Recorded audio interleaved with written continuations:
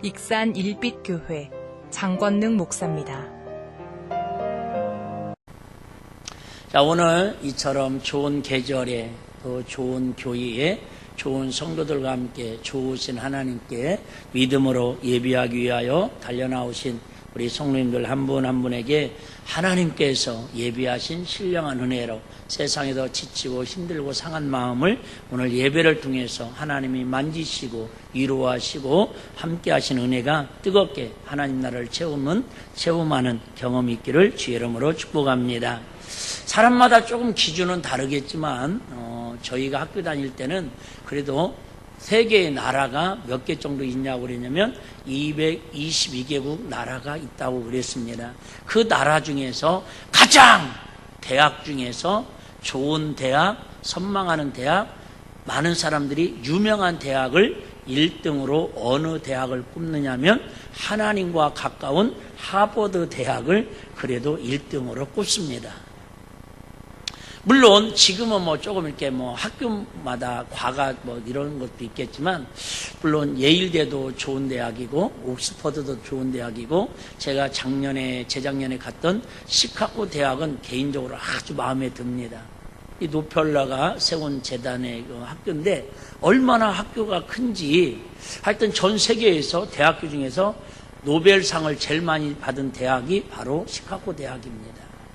그것도 놀라운데 그 대학은 제가 직접 가서 보니까 와, 어마어마하게 큰데요. 그 대학교 안에 교회가 5개가 세워져 있습니다.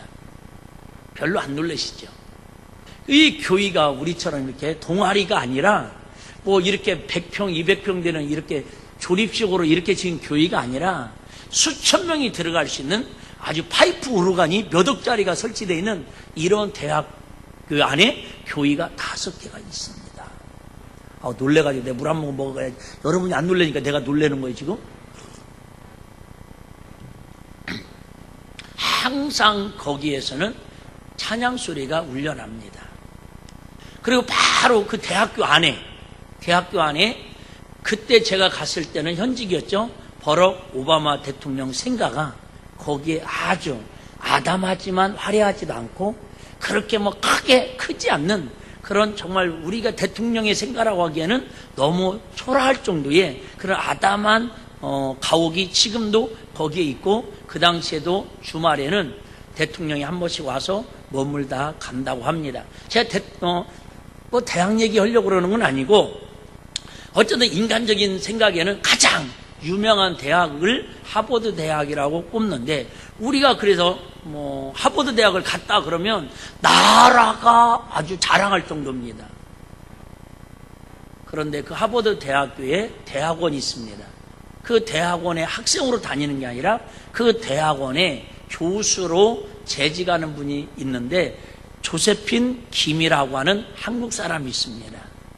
이 사람의 어머니가 누구냐면 주전자가 아니고 주견자라고 하는 어머니가 있습니다.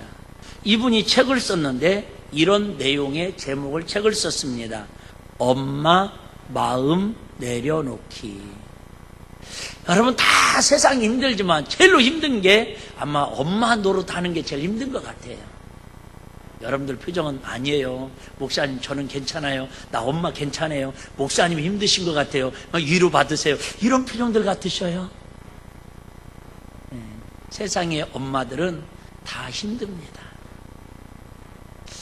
세상의 엄마들은 다 고달픕니다.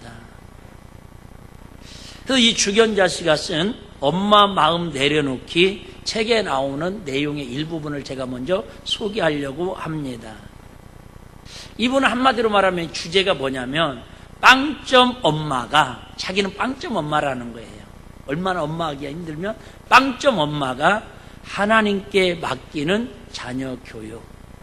비록 자기는 빵점 엄마였지만 하나님에게 자녀 교육을 맡겼더니 그가 가장 그래도 어쨌든 지구촌에 있는 좋은 대학원에서 한국 사람이 가서 교수로 하는 그런 하나님의 영광을 드러내는 삶을 간증하고 있더라, 그 말이에요.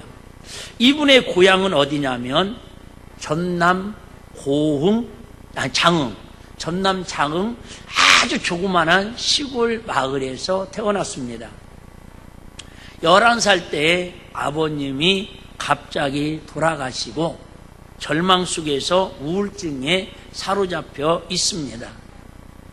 시골에서 뭐가 있겠어요? 그럴 때에 거의 키가 2m나 되는, 우리 옛날에는 이런 분들을 누구라고 그랬냐면 코쟁이라고 그랬어요. 미국에서 코쟁이 선교사님이 오셔서 그 시골 마을까지 오셔서 복음을 전합니다. 어느 날 이 견자라고 하는 11살짜리 아버지를 잃고 좌절과 절망과 시리에 빠져있는 이 아이에게 찾아와서 이 선교사님이 이렇게 얘기합니다. 육신의 아버지는 돌아가셨지만 하늘에는 영원히 살아계셔서 너를 끝까지 돌보시는 하나님 아버지가 계신단다. 그러나 한번 상처받은 마음은 쉽게 열리지 않고 그 선교사님이 해주는 하나님 나라, 복음이 마음에 와닿지 않았습니다.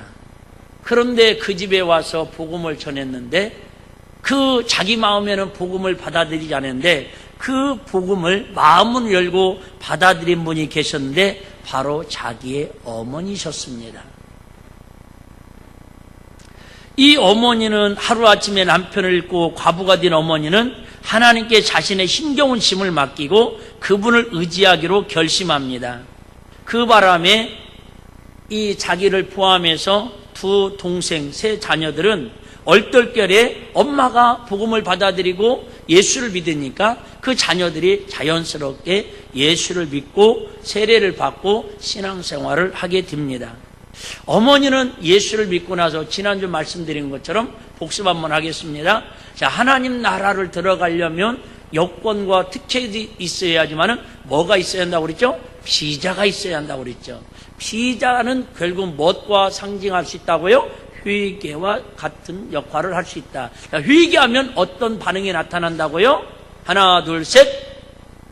네, 딴 사람이 돼. 회개가 정말 이루어지면, 정말 예수를 제대로 믿으면 여러분 딴 사람이 됩니다.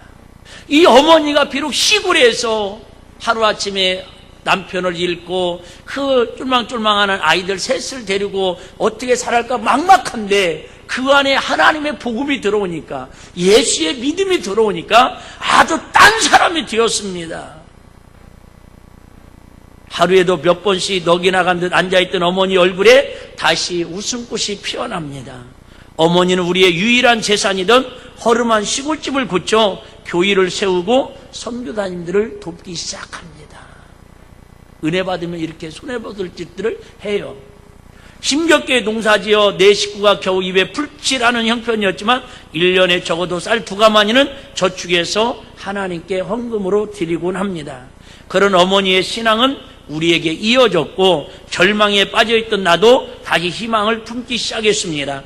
엄마는 하나님 나라를 자녀에게 가르치는 교사다. 비록 내가 자녀들에게 물려줄 재산도 없고 학원도 번번이 보낼 만한 능력도 없지만 빵점 엄마지만은 그 자녀들에게 내가 뭐는 가르칠 수 있는 교사다? 하나님 나라는 가르칠 수 있는 교사다. 그 어려운 중에서도 엄마는 말씀에 풀을 씹어 풍성한 말씀의 젖을 자녀에게 먹일 거룩한 의무가 있다. 하나님은 그런 엄마들의 믿음과 결단과 노력을 풍성하고 놀랍게 축복해 주신다고 엄마 마음 내려놓기 책에 나오는 일부분의 이야기입니다. 정말로 우리 자녀들에게 가르쳐줘야 할 것은 뭐를 가르쳐줬더니 하나님 나라가 어떤 나라인지, 하나님 아버지가 어떤 분인지 그 엄마가 어렸을 때부터 자녀들에게 가르쳐줬더니 그 학교에 다니고 입학만 해도 뉴스에 나올 일인데 그 대학도 아니고 대학원에서 그 자녀가 교수로 하나님의 이름을 높이는 축복의 가문을 이루었다라는 간증이다, 그 말입니다. 저도 확실히 말씀드릴 수 있는 건, 여러분 뭐 우리 시대 다 그랬잖아요. 유치원 한번 가본 적 없습니다. 속생하면 한번 가본 적 없습니다. 제가 예수를 딱 중학교 2학년 때 교회 나가서 믿은 건 아니지만 어쨌든 은혜를 받고 나니까 제일 먼저 드는 마음이 나를 위해서 사는 삶이 아니라 주님이 기뻐하는 다른 사람의 뭔가 유익을 주는 인생, 삶을 한번 살아봤으면 좋겠다라는 그런 인생관이 조금씩 바뀌어 가더라고요. 그러면서 고등학교에 가면서 내가 스스로 깨닫는 게 뭐냐면, 그래, 여러분 아시죠? 이 자리에 우리 집안에 대들보였던 우리 큰형님이 우리 산 증인으로 저를 알고 계시다라는 거. 거짓말을 할 필요도 없지만 산 증인이 있으니까요. 예수를 믿고 복음이 내 안에 들어오니까, 하나님 나라가 내 안에 들어오니까, 아시는 것처럼 저는 부모님한테 유산 10원짜리 하나 받은 거 없습니다. 속된 말로 학원 한번 제대로 다녀본 적 없습니다. 학교는 다녔습니다. 그런데도 믿음이 내 안에 들어오고 하나님 내 안에 들어오니까는 어떤 마음이 드냐면, 그래, 이왕 한번 사는 거 부모님한테 지금까지 신세진 것도 감사한데, 물론 우리 어머님은 중학교 2학년 때 돌아가셔서 저에게 밥도 제대로 그 다음부터는 안 해주셨어요. 고등학교 3년 동안 혼자 자취를 했습니다. 제가 연탄이라는 걸 고등학교 가서 처음으로 본 사람입니다. 연탄이라는 걸 실제로 본 게 고등학교 가서 처음으로 봤어요. 그만큼 우리 시골은 연탄도 없었다라는 거죠. 그런데도 하나님의 나라가 내 안에 들어오고, 어쨌든 부족한 믿음이지만 내 안에 예수 그리스도가 중심의 복음에 자리 잡고 있으니까, 그래, 내가 한번 하나님의 나라를 위해서, 하나님의 기쁨을 위해서 자수성가 한번 해보면 어떨까. 부모님 도움 안 받고 내가 한번 스스로 공부해서 성공해보면 어떨까. 그래서 내 나름대로는 막 열심히 연구했습니다. 고민해봤습니다. 그랬더니 내가 대학교를 스스로 돈 벌어서 다닐 수 있는 길은, 지금처럼 알바가 되는 문화가 아니었잖아요. 그때는 알바는 어림도 없을 일입니다. 군대를 직업군인으로 들어가서 5년 동안 월급을 모아가지고 적금을 타서 내가 대학교에 복학을 하면 자수성가를 할 수 있겠다라는 내 깐에는 많은 고민과 심사숙고를 해서 등록금만 아버님이 대줘서 합격해놓고는 바로 시험을 봐가지고 군대 입대를 했습니다. 5년 동안 열심히 그렇게 군대 생활하면서 전방에서 3년 동안 신학공부 통신호를 하고, 정말 피 같은 그 돈을 쓸 수 없어서 적금하고 적금해가지고 결국은 제대해서 복학하고 신학교 다니고 그 돈 가지고 결혼까지 했어야 하는데, 하나님의 은혜가 너무 크게 임해가지고 신학교 졸업할 때에 몇백만 원 남았었는데 하나님께 다 드려버렸습니다.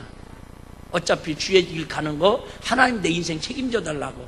부모님이 내 인생 책임지는 게 아니고 이 세상에 있는 누구도 내 인생을 책임질 수 없는데 하나님 아버지는 내 인생을 책임져 주실 분이라고 믿음이 와서 그나마 있는 돈 싹 드리고 났더니,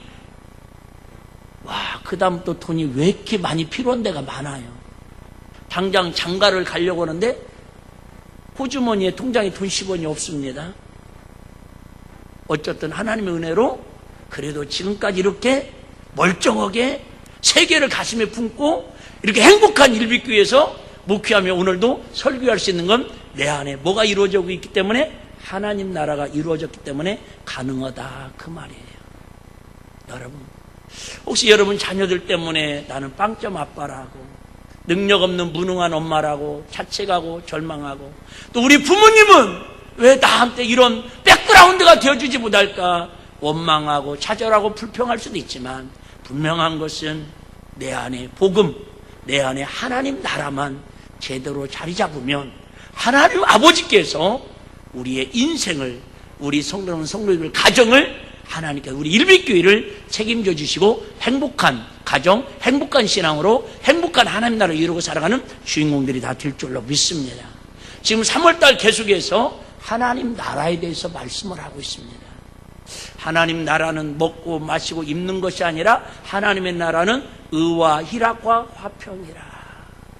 여러분, 내 심령이 하나님 나라를 이루고 가정을 하나님 나라를 이루고 우리 삶의 현장이 하나님 나라를 이루고 산다면 얼마나 행복할까요? 자, 이 땅에 살면서 행복과 불행을 기준으로 여러 가지 나눌 수 있겠지만 첫 번째 기준이 뭘까요? 돈이겠죠. 뭐니 해도 머니가 최고라고. 바꿔 얘기할게요. 하나님 나라 가면 난 그게 궁금해요. 하나님 나라가 우리가 그렇게 행복과 불행의 기준이 되는 돈이 있을까요, 없을까요? 모르는 분은 하나님께 여쭤보셔봐요. 확실히 말씀드리는데 하나님 나라는 돈 거래는 하지 않는 곳일 것 같아요. 요즘 버니썬 때문에 난리가 났잖아요. 다 뭐에 연관된 거예요? 돈에 연관된 거예요. 여러분, 하나님 나라는 돈으로 해결되는 게 아니라, 세상에 먹고 마시는 걸로 해결되는 게 아니라 하나님의 마음, 하나님이 통치하시는 그곳이 바로 하나님의 나라라는 거예요. 할렐루야. 그래서 하나님의 나라를 내 안에 이루고 살려면 지난주 첫 번째로 말씀드린 게 뭐를 해야 하나님 나라에 온전히 들어가서 하나님 통치를 받을 수 있다고요? 회개를 통해서. 회개를 통해서. 회개는 뭐예요? 내가 주인이라는 걸 깨닫고 내 죄를 말씀을 통해서 깨닫고 이 주 문제를 해결하실 분은 누구밖에 없다라는 걸, 예수 그리스도밖에 없다라는 걸 깨닫고 그분 앞에 나의 죄를 고백하고 하나님 앞으로 돌아오는 용서를 구하는 게 회개라고 말씀을 드렸습니다. 자, 지난주에도 똑같은 말씀의 본문이었지만 오늘은 한 단계 좀 더 나가가지고, 자, 요한이 잡힌 후에 요한이 복음을 예수님에게 세례를 주고 막 복음을 전합니다. 어떤 복음? 회개하라! 천국이 가까웠다고. 이 소리를 듣기 좋은 사람도 있지만은 헤로드 왕이 자기는 쉽게 윤리 도덕이 무너졌거든요. 불법의 결혼을 잘못했거든요. 그러니까 막 죄를 지적하니까 왕이 기분이 안 좋아요. 아니 감히 왕을 회개하라고 그래? 잡아와! 그리고 팍 목을 쳐가지고 참수형을 시켜버립니다. 그 소식을 듣고 예수님께서 쫄은 건 아니고요. 어쨌든 저번에 말씀드린 것처럼 남쪽에서 복음을 전하다가 살짝 피하셔가지고 갈릴리 북부 변방에서 복음 사역을 증거하십니다. 그런데 하신 말씀이, 자, 14절 읽어볼게요. 요한이 잡힌 후 예수께서 갈릴리에 오셔서 하나님의 복음을 전파하여. 자, 여러분, 오늘 가장 핵심의 본질은 믿음에 대한 이야기를 하는데, 믿음은 무엇과 연결되냐면 복음과 연결됩니다. 자, 어쨌든 복음을 전파하여, 자, 15절 가라사대 때가 찼고 하나님의 나라가 가까웠으니. 지금 그 예수님이 지금 말씀을 전하는데 하나님의 통치, 하나님 나라가 가까웠는데 어떤 사람은 지금 하나님의 나라를 누리고 사는 사람도 있고 하나님의 나라를 누리는 게 아니라 지옥 같은 삶을 살 수도 있다라는 거예요. 비록 여기 지금 하나님 앞에 신령과 지연하고 예배 드리지만 오늘도 이 말씀을 들으면서 와, 진짜 하나님께서 내 마음을 주장하시고 하나님이 세상에 맛볼 수 있는 은혜를 주신다고 말씀 속에서 아멘 아멘 하면서 마음에 위로가 되고 치료가 되고 하나님이 역사하시는 하늘의 신령한 은혜가 경험되는 사람도 있지만 오늘은 밥을 뭘 준다냐, 끝나고 오늘 예식장 가야 하는데 지금 오늘 목사님 설교 늦게 끝나면 어떤다냐. 에? 그 하나님 나라가 가까웠는데 내 걸로 이루는 사람이 있고 구경만 하다가 맛만 보다 가는 사람이 있다 그 말이죠. 하나님 나라가 가까웠으니 자, 회개하고. 첫 번째가 뭐 하라고요? 하나님 나라가 가까운 하나님 나라에 내가 온전히 들어가려면 첫 번째 조건이 뭐라고요? 회개하고 비자 발급을 받아야 한다는 거예요. 비자 발급을 받아야 내가 새로운 나라에 또 들어갈 수가 있어요. 두 번째는 뭘 믿으라? 복음을 믿으라. 자, 복음이 뭘까? 복음이 뭘까? 복음이라는 말은 말 그대로 복된 소식입니다. 복된 소식, 복복자. 복된 소식, 기쁜 소식, 굿 뉴스. 그럼 뭐가 굿 뉴스고 기쁜 소식이고 복음일까? 결국은 이 복음을 믿으라는 거예요. 복음을 믿으라. 다시 얘기할게요. 여러분, 세상에는 믿을 게 참 많습니다. 또 종교도 참 많습니다. 제가 이렇게 갈등하는 것 중에 하나가 그거예요. 오래전에 제가 이렇게 막 설교를 해서 다른 이로서는 구원을 얻을 수 없나니 천하 인간의 구원받을 만한 이름을 우리에게 주신 적이 없습니다. 오직 예수 믿어야 천국 가고 오직 예수 믿어야 죄산 받고 오직 예수 믿어야 하나님의 자녀로 행복하게 살 수 있습니다. 다른 종교는 가짜입니다. 막 그랬더니요, 새신자가 목양실에서 식사하면서 목사님, 참 오늘 설교가 박력 있게 은혜가 됐는데, 참 목사님 너무 기독교만 이렇게 배타적으로 독선적으로 예수만 믿어야 구원받고 예수만이 복음이라고 이 부분만큼은 조금 이렇게 약하게 하셔서 다른 종교도 인정해주고 배려해주고 그들 나름대로 다 종교의 어떤 가치가 있으니까 그렇게 해주시면 안 되겠냐라는 거예요. 제가 뭐라고 그랬겠어요? 참 말씀은 옳으신데 그러면 왜 거기 앉아 계시지 여기 오셨냐고 그러려다가 그냥 그랬어요. 여러분 그래요. 다른 복음. 그래서 오늘 복음을 알아야겠죠. 복음. 자, 복음을 제대로 믿어야 한다라는 거예요. 여러분 나름대로 믿음은 다 있어요. 믿음 다 있습니다. 여러분 돼지머리를 놓고 고사를 지내도 그에 대한 뭔 믿음이 있고요. 성황당에 가서 뭔가를 빌어도 뭔가 믿음이 있고요. 부처님을 믿든 알라신을 믿든 뭐 마호메트를 믿든 구원받은 뭔가 나름대로 다 그들도 나름대로 믿음은 있다니까요. 근데 중요한 건 어떤 믿음을 갖느냐 그 말이에요. 진짜 믿음, 진리의 믿음, 참 믿음. 그게 어떤 믿음이라는 거예요? 복음을 믿는 거라는 거예요. 복음. 하나님 나라를 이루려면 첫째는 회개하고 두 번째는 회개를 통해서 뭘 믿으라고요? 복음을 믿으라는 거예요. 복음. 자, 복음이 뭐냐? 간단하게 설명드리면 이런 거예요. 복음이라고 하는 것은 인류 역사상 나의 문제를, 내 주의 문제를 어느 누구도 해결할 수 없는 거예요. 여러분 혹시라도 농담으로라도 여러분 내가 여러분의 죄를 다 해결해 줄게요. 이런 사람은 없습니다.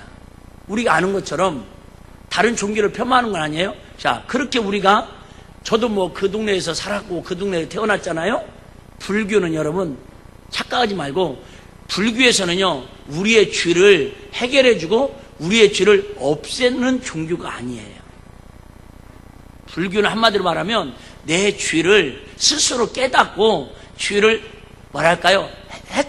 해결하기 위해서 수행을 하는 종교가 바로 불교입니다.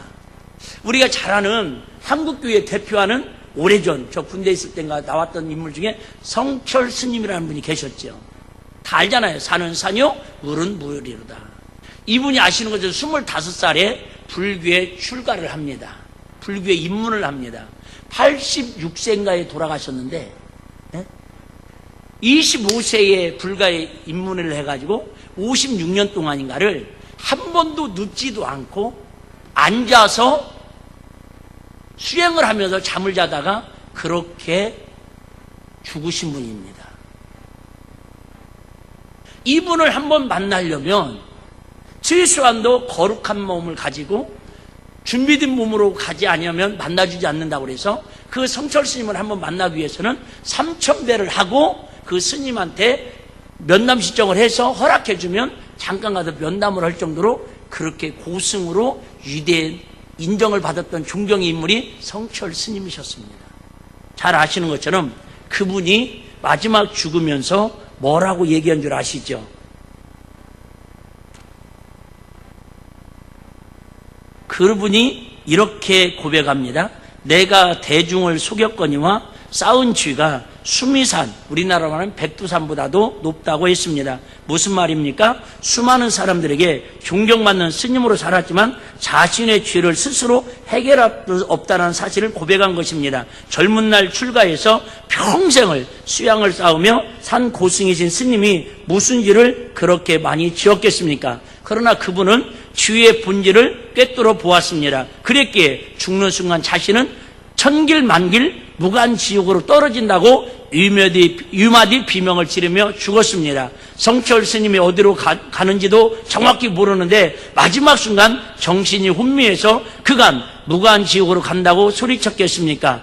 만약 일평생을 속세를 등지고 오직 자기 수양에 정진한 분이 결국 스스로 해결할 수 없는 죄 때문에 지옥에 간다면 우리는 어떻게 되겠습니까? 여러분, 죄는 수양을 해서 없어지는 게 아니라 내 죄는 더러운 것은 그대로 놔두면 절대 더러워지지 않습니다.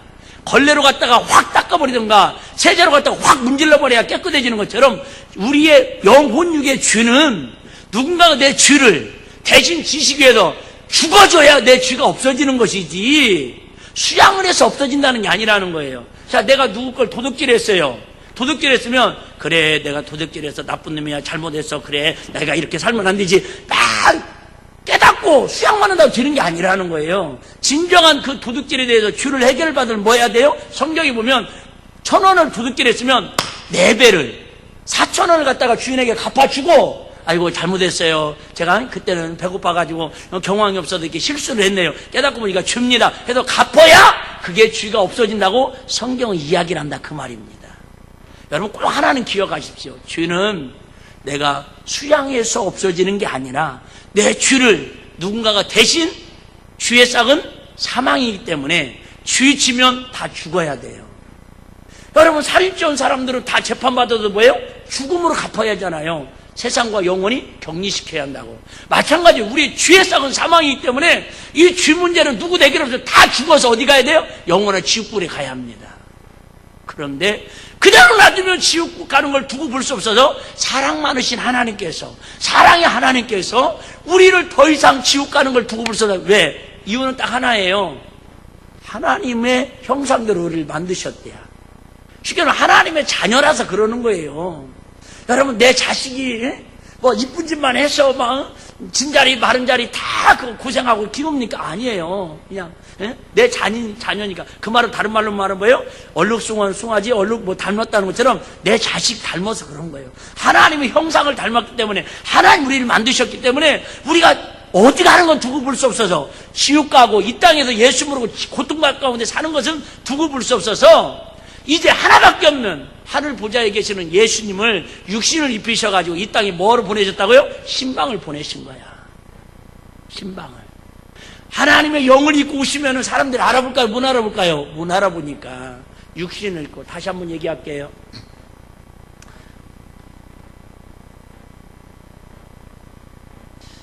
어느 날 이 봄날에 개구리들이, 할머니 개구리, 할아버지 개구리, 아빠 개구리, 엄마 개구리,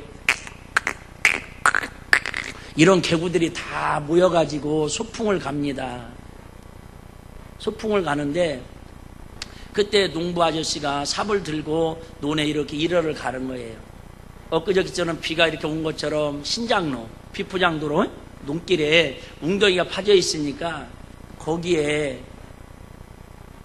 아빠 우리 다리도 아프고 그런데 여기 웅덩이 있는데 여기서 우리 수영도 하고 좀 넣었다가 쉬었다가요, 놀다가요. 그러니 그래, 그럼 우리 30분 동안 여기서 놀다 가자. 그래갖고는 막 손주들이랑 그 웅덩이에 들어가가지고 막 깨골 막 신나게 뭐 아빠 개구리가, 엄마 개구리가 막 앞다리가 쭉 뒷다리가 쑥 막 그렇게 막 재밌게 놀고 있습니다.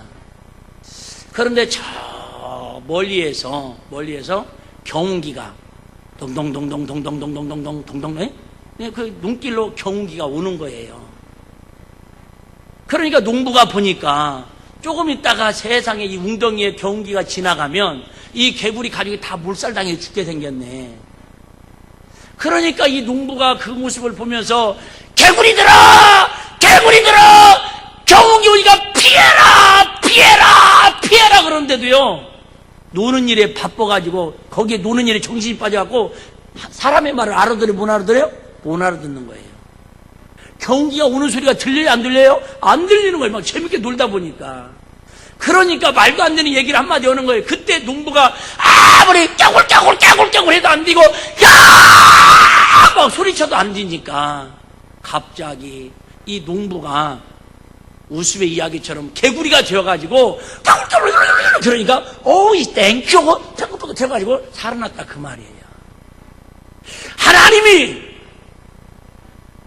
우리가 쥐짓고 지옥 가는 거 두고 볼 수 없어서, 얘들아 그렇게 살다가는 지옥 간다. 지금 세상이 좋은 것 같지? 지금 웅덩이가 재밌는 것 같지? 시원한 것 같지? 아니야. 거기 있다가 세상에 그저 환란이 오고 마지막에 말세 지말이 오고 시구의 종말이 오고 마지막 지옥으로 불구덩이 들어가기 전에 너희들 거기서 나와! 하나님 나라가 있어! 하나님 말씀대로 살아야 하나님 나라의 주인공으로 살 수 있어! 아무리 위쳐도, 구약성경의 선지자를 통해서 위쳐도, 제사장을 통해서 위쳐도 우리 인간들이 그 말씀을 깨닫지를 못하네.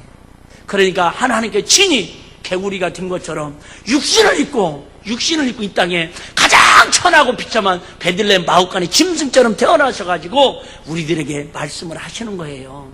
그런데 우리가 말귀를 알아들어요? 못 알아들어요? 못 알아들으니까 내가 너희를 얼마나 사랑하는 줄 아냐. 그래서 너희는 죗값으로 지옥 가고 지옥으로 멸망할 수밖에 없는데 내가 십자가에 죽으시고 부활하신 이 모습을 보면, 이 사건을 믿기만 하면 너희 죄를 내가 담당한 것으로 하나님이 인정해 줄 테니까 그 예수 그리스도가 나의 구세주, 나를 위해 십자가에 빌려 죽으심으로 내 죄를 담당하신 걸 믿기만 하랴. 그러면 네 안에 하나님의 나라를 채우시겠다는 게 복음이다, 그 말이. 할렐루야. 복음, 기쁜 소식. 그래서 교인은, 오해하지 마, 들으세요. 교인은 뭐하러 오는 곳이냐? 내 죄 문제를 해결받으러 와서 죄 문제 해결받은 그 은혜가 너무 감사해서 하나님 앞에 하나님 자녀답게 살기 위해서 훈련받고 배우기 위해서, 예배하기 위해서 교회 나오고 신앙생활 잘해야 하는 줄 믿으시기를 바랍니다. 다른 게 조건이 아니에요. 물론 예수 믿다가 교회 다니다가 자녀들 잘 되면 감사하죠.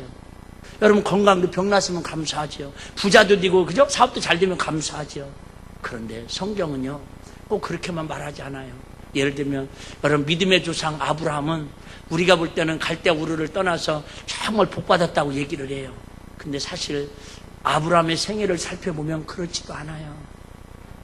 그 당시에 갈대 우르는 최고 문명이 발달된 도시였습니다. 거기에는 그 당시만 해도요 수세식 화장실이 지금도 고고학적으로 이게 발견이 된대요. 그 정도로 앞서가는 문명 문화를 누렸던 곳이 갈대아 우르입니다. 그 문화 혜택을 받고 살았던 아브라함이 하나님 음성 듣고 떠났어요.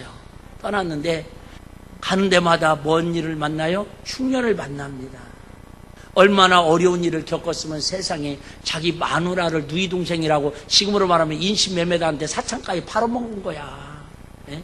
무슨 이런 영감탱이가 무슨 믿음의 조상이요. 예? 아, 우리는 최소한 아무리 힘들어도 먹을 것이 없어도 마누라 팔아먹을 사람은 없잖아요. 예? 마누라 들어가서 돈 벌어오라고 할 사람은 있어도. 그런데도 그걸로 인해서 끝나지 않아요. 하나님이 약속하셨잖아요.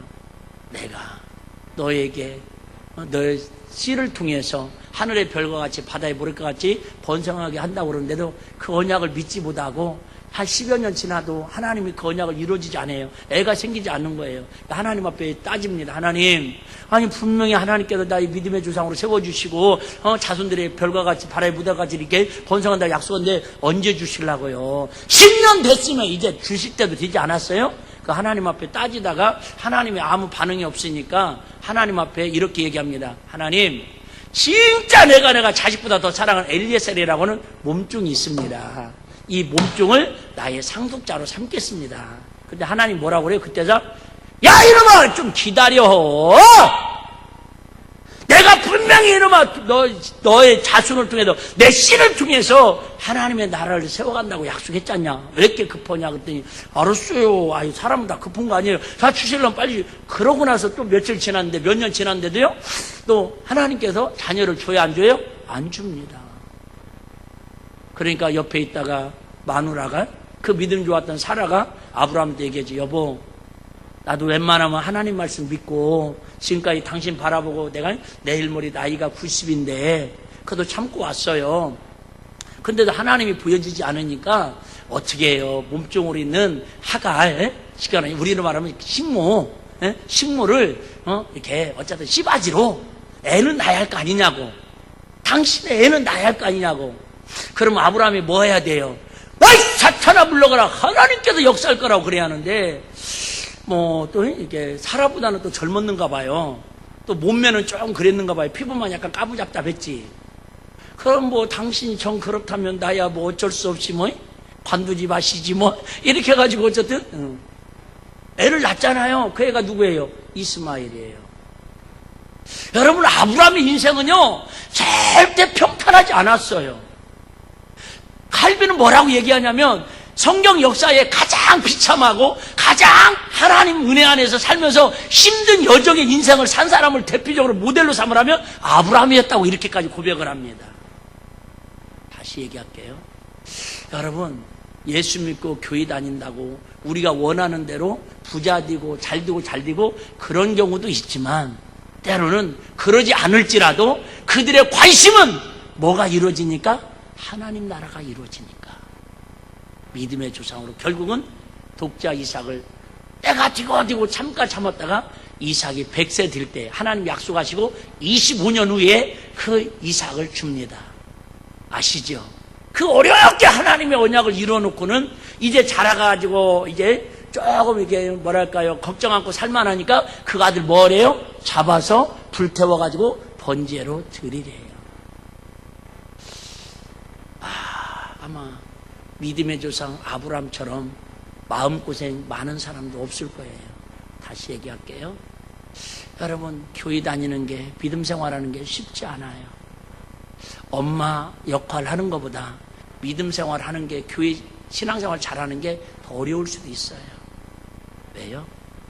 아브라함을 통해서 우리에게 주는 교훈이에요. 만만치 않아요. 여러분, 신앙생활 하는 거 만만치 않아요. 옆 사람들 물어봐봐요. 그래도 오늘 이 자리에, 오늘만 해도 별의별 생각과 갈등 속에서 수만 가지 유혹을 이기고 이 자리에 앉아있는 분들도 계실 거예요. 그럼에도 불구하고 우리가 다른 건 다 포기하더라도 하나님 나라, 예수 그리스도의 복음을, 믿음을 포기할 수 없는 이유는 세상 그 어떤 것보다도 하나님 나라 복음이 우리 온 우주를 1000만 개를 합쳐놓은 것보다도 가치 있기 때문에 우리가 그 복음을 우리 마음에 이루고 살아가야 한다, 그 말이에요. 창세기 15장 6절 한번 보겠습니다. 창세기 15장 6절에는 아브라함에 대해서 이렇게 이야기하고 있습니다. 아브라함이 여호와를 믿으니 여호와께서 이를 그의 뭐로 여기시고 의로 여기시고. 여러분, 아브라함이 순종한 것도 있지만 아브라함이 누구를 믿어요? 여호와를 믿으니, 믿으라는 거예요. 여러분, 믿는다라는 말은 내 마음과 내 뜻과 내 생각과 이 모든 것을 전적으로 의지하는 것을 믿는다고 합니다. 당신 나 믿어? 그러다가 많이 배신당하고, 사장님 나 이번에 믿어? 믿지요. 그러다가 여러분 뒤통수 맞고 이런 경우 얼마나 많아요. 그냥 모든 전인적으로 그 사람을 의지하는 것을 믿는다고 그래요. 근데 다시 얘기할게요. 여러분, 남편 의지하고 믿는 것만큼 상처가 클 수 있습니다. 자녀들을 믿는 것만큼 나중에 배신감을 당할 수 있습니다. 우리는 다 사랑의 대상이지 믿음의 대상은 아니라는 거예요. 오직 믿음은 예수 그리스도만이 우리의 믿음의 대상인 걸 믿으시기를 바랍니다. 그런다고 해서 또 집에 가서 목사님이 당신 믿지 말라고 그랬어? 내가 의심하는 거 알지? 그런 뜻이 아닌 건 아시죠? 하여튼 멍청하면 꾀라도 있으라고 이상하게 말귀를 또 이상하게 해석하는 사람들이 있더라고. 꼭 들을 소리는, 자기한테 오는 소리는 안 듣고요, 신경이 집에 가서 봐봐! 목사님 뭐라고 그랬어? 그렇게 살면 안 된다고 그랬지. 남편한테 잘하라고 그랬잖아. 남편한테 잘하라고 그랬잖아. 자기한테 잘하라고 할 때는 졸고 있다가. 자, 창세기 22장 18절에 보시면 아주 중요한 내용을 담고 있습니다. 자, 아브라함이 하나님을 믿었는데, 그 하나님을 믿는 걸 의로 여겼는데, 자, 아브라함이 믿었던 하나님은 뭘 믿었는가? 근데 뭘 믿었기 때문에 믿음의 조상으로 됐는가? 환경이 아니에요? 부자 된 게 아니에요? 복 받은 게 아니에요? 아니, 여러분, 뭐, 백수의 아들 하나 낳은 게 그게 무슨 복이에요? 그러면 여러분, 그죠? 아니, 40 전에 아들 3명 낳고 자녀들 7명인 사람은 대박 복 받은 거겠네요? 그건 아니잖아요. 자, 잘 들어봐봐요. 또 내 씨로 말미암아. 자, 이게 독자 이삭을 번제물을 드리고 나서 바로 하나님께서 아브라함에게 들려줬던 말씀입니다. 내 씨는 누구의 씨죠? 아브라함의 씨입니다. 아브라함의 씨. 자, 여기서 여러분 빨리 캐치할 건 있는데, 단수예요, 복수예요? 단수입니다. 근데 아브라함은 씨, 자녀들이 단수예요, 복수예요? 복수로 있습니다.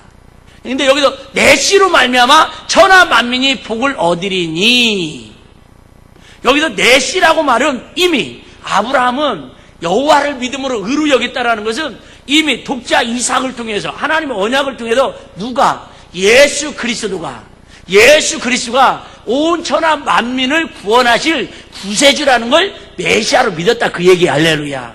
자, 시간이 많이 없으니까 정리할게요.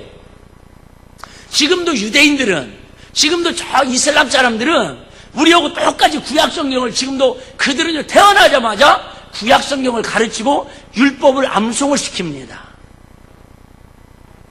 그런데 그들은 하나님 믿어요. 하나님 잘 섬기려고 지금도 토요일 안식일을 지금도 지키고 있습니다. 그런데 그들은 회개하지 않으면 하나님 앞에 지옥까지 천국 못 간다 그 말이에요. 무슨 차이예요? 그들은 지금도 아브라함을 믿음의 조상으로 잘 믿고 섬기고 있습니다. 뭘 모르는 거예요?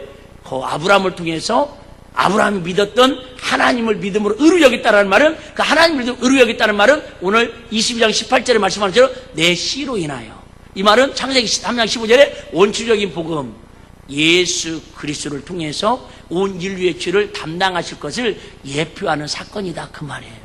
그런데 매일 성경을 읽어도 이 유대인들이나 이슬람 사람들은 그 구약에 나와 있는 내 씨로 통한 예수 그리스도의 복음이 그들은 눈이 가려져서 마음이 어두워져서 깨닫지를 못하는 거예요. 그래서 마태복음이나 사도행전에 6번이나 구약성의 이사야서를 인용합니다. 그러죠? 저들이 왜 이렇게 말씀을 들어도 깨닫지 못하느냐? 마음으로 듣고 깨달아서 저희가 고침받고 구원을 얻을까? 마귀가 우리의 마음과 생각을, 그들의 마음과 생각을 가로막아서 그런다라는 거예요.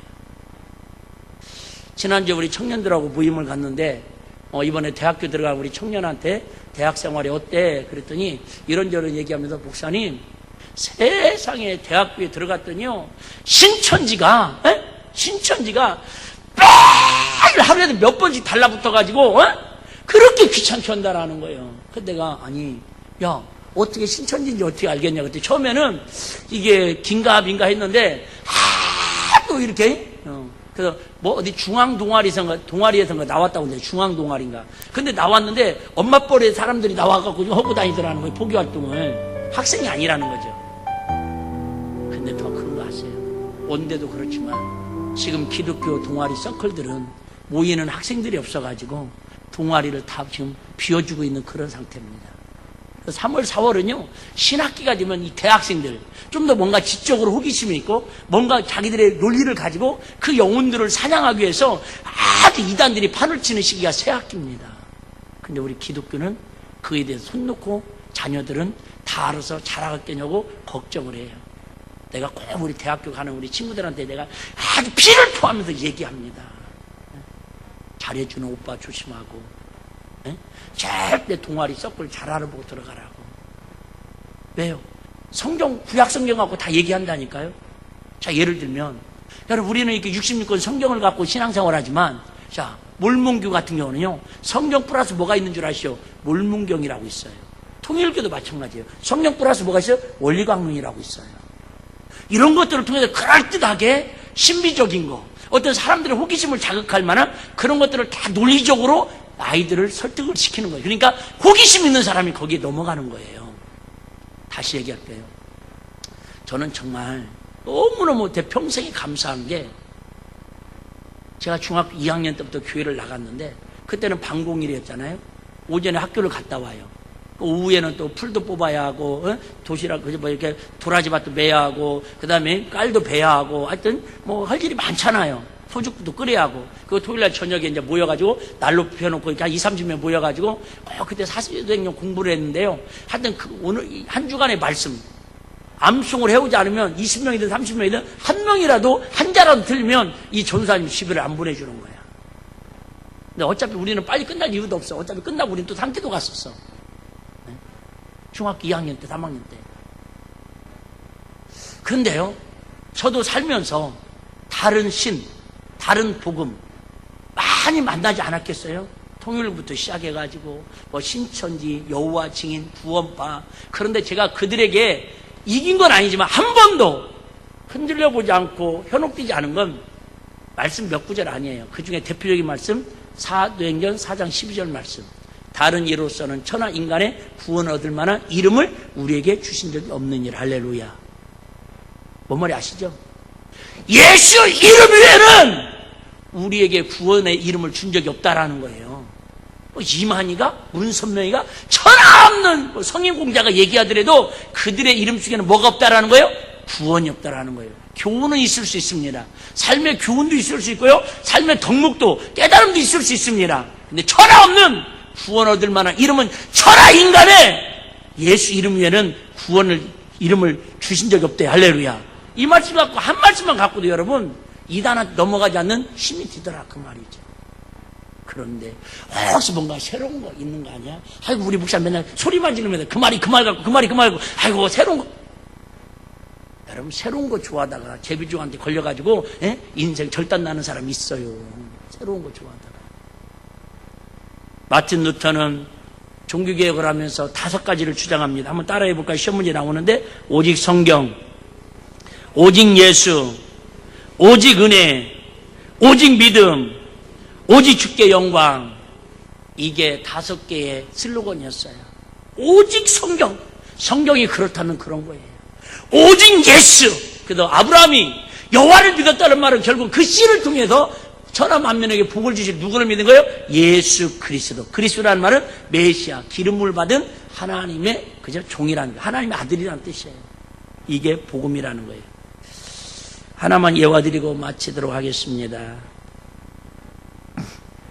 요한복음 14장 6절도 한번 여러분 그냥 한번 암송 한번 하시면 좋아요. 여러분 이것만 딱 마음속에 새겨도 여러분 이단한테 현혹되고 그러지 않습니다. 요한복음 14장 6절에 뭐라고 말씀하죠? 내가 곧 길이요 진리요 생명이니 나로 말미암지 않고는, 예수로 말미암지 않고는 아브라함도 다윗도 다니엘도 어떤 사람도 하나님 아버지께 갈 자가 없다라는 거. 할렐루야. 여러분 속지 마세요. 목사를 통해서 하나님 나라 가는 거 아니에요. 바울을 통해서, 아브를 통해서, 고린도 교회가 그래서 시끄럽고 그래서 사도 바울한테 혼나는 거거든요. 오직 하나님 나라는 누구를 통해서 갈 수 있다고요? 예수 그리스도를 통해서만 갈 수 있다라는 거예요. 다른 건 다 가짜입니다. 속지 마시기를 주의 이름으로 축복합니다. 서울역 쪽방촌의 대부로 통하는 김흥용 목사님의 차남 김본석 목사님은 아버지의 고생하는 모습을 자랐기에 결국 자기만큼은 쪽방촌 그 가난하고 헐벗은 사람들 사역을 하지 않겠다고 결심을 하고 그런 모습을 보면서 열심히 기도도 하지만 공부를 합니다. 그래서 나는 신학대학교의 교수가 될 거야. 그래서 큰 꿈을 갖고 나는 아버지처럼 구질구질하게 안 살 거야. 나는 막 뽐때 있게만 이렇게 교수로 내가 성공해서 하나님의 지식을 가르치는 후학을 양성하는 그런 삶을 살겠다고 결심을 합니다. 그런데 서울역 노숙자 쉼터인 나사로의 집을 잠시 뒀던 1997년 어느 날 기도 중에 하나님의 부르심을 들었습니다. 범서가 내가 이 일을 위해 너를 불렀다. 가난과 고통 가운데 포로가 된 내 백성을 구해주지 않을래? 하지만 유학 가서 교수가 되고 싶었던 그는 하나님의 부르심을 거절합니다. 못합니다. 하나님, 저는 대우받는 목회하고 교수하고 싶습니다. 저 말고 다른 사람을 선택해 주세요. 그러나 결국 그는 자신의 꿈을 내려놓고 순종해 15년째 노숙자를 위한 빈민사역을 해오고 있습니다. 그는 열매 나눔 재단과 열매 나눔 인터내셔널을 통해 무담보 소액대출 사역으로 사람들의 자립을 돕고 있습니다. 사회적 기업과 카페 운영을 통해 세터민들에게 일자리를 마련해주고 있습니다. 또한 유엔의 밀레니엄 빌리지 프로젝트 팀과 함께 아프리카, 베트남, 인도, 러시아 등 제3, 4개의 지역개발까지 진행하고 있습니다. 하나님 뜻에 결단하고 믿음으로 순종했더니 작은 쪽방촌 사역이 세계적으로 사역으로 확대된 것입니다. 그는 이렇게 말합니다. 나의 실천과 헌신이 세상을 바꾸는 것이 아닙니다. 예수님의 십자가 복음만이 세상을 바꿀 수 있습니다. 하나님의 은혜를 입은 우리가 그 은혜의 감동의 믿음으로 순종할 때 복음의 능력이 나타나고 세상이 하나님 나라가 될 수 있습니다. 다시 얘기할게요. 여러분, 엄마는 빵점짜리 엄마였는데 그에게 하나님 나라 복음을 증거했더니 그 아이가 하나님 나라를 가슴에 세우니까 세계를 하나님 나라의 관점으로 보는 그런 인물이 되는 것처럼, 여러분, 우리 신앙생활하면서 항상 말씀드리지만 많이 흔들림이 오더라고요. 저도 매일 흔들려요. 근데 영국의 그 국회의사 테임즈 강 그 앞에 가면 좋은 포도나무가 있답니다. 안 가봐도 모르겠어요. 이 카다라는 데가 안 하려고 그러는데 조만간에 한번 가보려고 그럽니다. 같이 갈 사람 보이게요? 거기 가보면 기가 막힌 포도나무가 있는데 그 포도가 세상에서 제일 맛있답니다. 그래갖고 이 과학자들이나 이 과일을 하는 분들이 연구를 해봤대요. 똑같은 품종인데, 똑같은 포도인데 너무너무 여기는 포도가 맛있는 거예요. 그래서 나중에 많은 사람들이 그렇게 노력을 했는데 도대체 품종도 똑같고 이 재배 방법도 똑같은데 왜 여기는 이렇게 맛있는가 하고 나중에 알고 또 연구하고 또 연구하고 어렵게 비밀을 찾아봤더니 이 포도나무가 그 도로가에 심겨져 있는데 가물으니까 뿌리가 그 물을 찾아서 태임진강 흘러가는 거기까지 뿌리가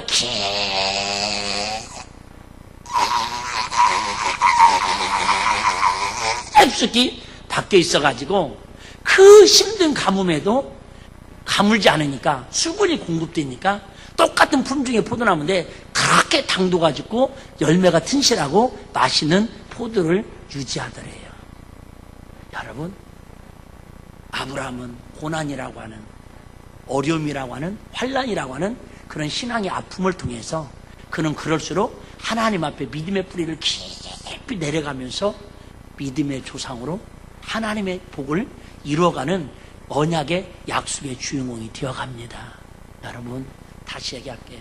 교회 나와도 어려운 일 많이 있을 수 있어요. 아니, 솔직히 믿음 생활 잘하려고 잘할수록 더 태풍과 풍랑과 쓰나미 같은 파도가 밀려옵니다. 그때에 뿌리가 뽑혀서 떠내려가는 사람은 지옥불로 내려가는 것이고, 그럴 때에 태임진강의 구기사당 옆에 있는 그 포도나무처럼 뿌리를 좀 더 깊이 내리고 좀 더 깊이 내리고, 아멘하면 끝나고 떡 먹을 텐데 조금만 깊이 내리고 조금만 더 깊이 내리고, 그럼 여러분, 남들이 가물어서 포도 열매 안 맺는다고 다 가지치고 버릴 때에, 그때에 포도송이가 주렁 맺힐 때 하나님의 기쁨으로 하나님의 나라를 이루는 천국의 간증으로 승리하면서 살 수 있다, 그 말이에요. 우리 주한이 할머니께서 백일홍나무를 좋아하신다고 그래가지고 몇 년 전에 저 고산에 어떤 집사님이 물놀이를 한번 가자고 그래서 갔어요. 갔더니 그 주변에 막 백일홍 밭이더라고요. 백일홍 밭이. 그래서 싸바싸바 얘기해가지고 주한이 할머니가 백일홍을 좋아하니까 저 나무 좀 막 이렇게 그래 우리가 막 이렇게 백숙이라도 대접도 하고 막 이렇게 막 칭찬도 하고 그래가지고 5그루를 얻었어요. 백일홍 나무를. 백일홍 나무가 뭔지 몰라요? 100일 동안 꽃이 핀다고 해서 백일홍이래요. 그만하고 빨리 밥 먹으러 가야 돼요. 끝낼게요. 그리고 5뿌리를 얻어가지고 5나무를 얻어가고, 내가 볼 때 좀 큰 나무 있어요. 그러니까 2그루는 이제 집사님이 심는다고 가져가시고 3그루를 교회 앞마당에 심었어요. 신이 제가 기도하는 마음으로 삽을 파고 잔디밭에다 심었거든요. 근데 오며 가며 목사님 여기다가 심으면 그늘져다 못 자랍니다. 여기다 심으면 미관상 안 좋습니다. 그래서 내가 귀가 얇잖아요. 그래서 한 2-3번 이렇게 옮겼어요. 그리고 저번에 저기 울타리 쪽에다 심어놓은 건 애들이 왔다 갔다 하는지, 어른은 안 그랬겠죠. 아니, 바로 교회 정문도 있는데 그거 2발짝 걸어오기 싫어가지고 지름길로 온다고 지나다니다가 그 백일홍 그 귀한 모가지를 툭 쳐가지고 지금 이러고 있어요. 근데 이게 죽지도 않고 지금 몇 년째, 4-5년째요. 이러고 있다니까. 크지도 않고 자라지도 않고 항상 볼 때마다 안수로 가서 내가 안수했는데도 아직 이거 확 안 자라네. 한 그루는요, 어디로 사라졌는지 안 보여요. 그나마 국기계양대 말고, 그 십자가 계양대 있죠? 거기. 지금 가보면 보시라니까. 거기 가면요, 좀 있으면 꽃 핍니다. 그런데 그때 심었던 그 나무가요, 내가 볼 때는 30cm, 30cm 보여. 10cm도 안 크고요. 항상 그대로 있어. 뭐예요? 옮겨 심었더니 얘가 빨리 뿌리를 내리지 못하고 성장을 못하는 거예요. 여러분, 믿음이 뭐냐? 시험과 고난과 역경이 왔을 때에 흔들릴 때마다 그 흔들림을 통해서 뭐가 내려가야 돼요? 뿌리가 깊이 내려가면 견고한 하나님의 천국을 이루는 주인공이 됩니다. 근데 대부분은 그 뿌리가 흔들릴 때에, 그죠? 그 바람에 가지가 흔들릴 때에 뿌리째 뽑아버리면 결국은 좋은 주인 만나면 다시 땅 파고 묻어주지만 웬만하면 땔감으로 그냥 아궁이 집어 던져버립니다. 여러분, 하나님 나라는 믿음으로 가는 것이고, 하나님 나라는 예수 그리스도 복음을 믿음으로 이루는 것입니다. 어떤 세상의 유혹이 오고 환란이 와도 설령 흔들릴지라도 뿌리째 뽑혀서 마귀의 밥이 되진 그런 우리 일비가족들이 되지 마시고, 고난을 통해서 아브라함처럼 더 큰 하나님의 기적의 주인공으로 천하 만민에게 복을 나눠주면서 세계 열방을 우리 자녀들을 통해서 하나님 이름을 드높일 수 있는 그런 믿음의 가문으로 하나님 나라를 세워가는 우리 일비가족들 다 되시기를 주의 이름으로 축원합니다.